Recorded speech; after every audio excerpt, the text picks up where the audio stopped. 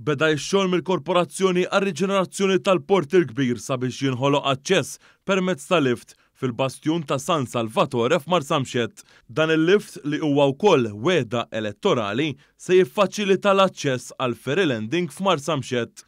Waqt żjara fuq l-għan tax-xogħol, il-Ministru responsabbli mit-Trasport Aron Farrugia, is-Segretarju Parlamentari għal Fondi Ewropej Chris Bonnet u l-Kap Eżekuttiv tal-Korporazzjoni Gino Kawki qalu li x-xogħlijiet mistennija ikunu lesti sal-aħħar kwart tas-sena.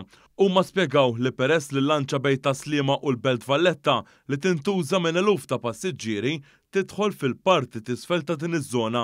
Dan il-proġett se jkompli jiffaċilita l-aċċessibilità kemm għal ħaddiema li jaħdmu fiż-żewġ lokalitajiet kif ukoll għat-turisti li jżuru pajjiżna u jużaw dan is-servizz.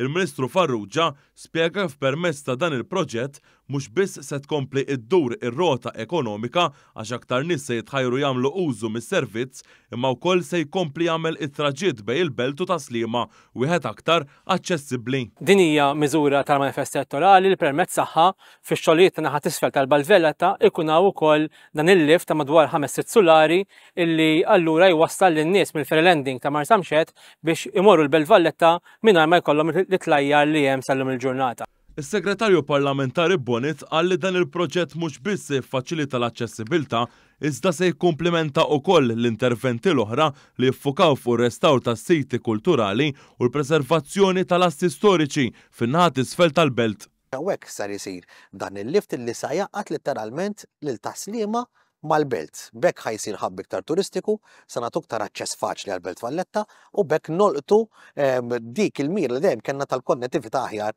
ġewwa l-Belt. Dan il-lift huwa parti minn proġett li jiffoka fuq ir-riġenerazzjoni tan-naħa t'isfel tal-Belt b'valur ta' 24 miljun euro.